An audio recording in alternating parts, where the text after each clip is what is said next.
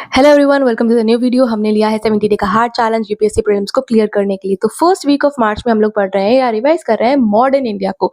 तो उसके लिए आपके पास दो सोर्सेज है, एक मॉडर्न इंडिया की old NCERT and the next one is the spectrum आपका ग्रंथ। सबसे बेस्ट आपके लिए वही होगा कि आप अपने नोट से रिवाइज करें, उनसे रिविजन अच्छा होता है।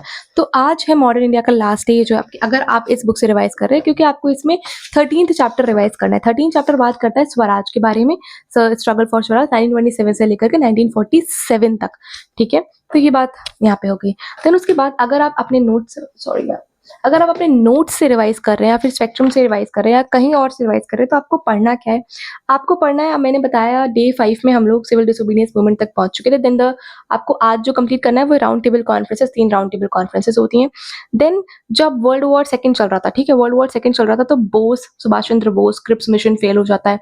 ये टॉपिक, क्विट इंडिया और पाकिस्तान की डिमांड जो होती है, इंडियन नेशनल आर्मी बनती है, वो कैबिनेट मिशन 1946 में आता है, ये वाला टॉपिक। और इंडिपेंडेंस हमें मिल जाती है पार्टीशन तक, ये आपको पढ़ना है। ठीक है, इंडिपेंडेंस आपको मिल जाती है पार्टीशन तक एंड देन गांधी जी की डेथ।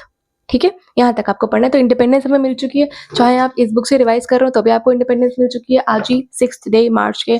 ठीक है, अगर आप स्पेक्ट्रम से पढ़ रहे हैं, अपने नोट से पढ़ रहे हैं, तो भी आपको इंडिपेंडेंस मिल ही चुकी है। एंड आपको इसके साथ में क्या करना है, चाहे आप मॉडर्न इंडिया की ओल्ड एनसीईआरटी पढ़ रहे हो या फिर अपने नोट से रिवाइज करो, आपको जो स्पेक्ट्रम में आप याद करो, जो मेजर चैप्टर्स हैं स्पेक्ट्रम के, उसमें इतना पीछे समरीज दी हुई हैं।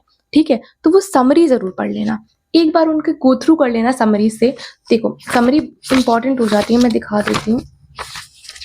देखो, हाँ, जैसे ये ना India on the eve of British conquest में यहाँ पे समरी दी हुई है। ठीक है, 1-2 पेजेस की समरी होती है, इसको रिवाइज कर लोगे, इसको एक बार रीड आउट कर लोगे तो ये काफी हेल्पफुल रहेगा आपके लिए। तो आज ये कर लेना, मतलब जो इंपॉर्टेंट चैप्टर्स हैं अपने हिसाब से देख लेना, उसकी तो कर ही लेना। ठीक है, मुझे लगता है हो गया है। अब कल के जो टारगेट्स होंगे वो मैं आपको कल दूंगी। डे 7th है हमारा और डे लास्ट है हमारा मॉडर्न इंडिया को रिवाइज करने के लिए। कुछ टॉपिक्स रह गए हैं, वही उनमें हम कवर करेंगे डे 7 को। Bye bye, all the best to you all.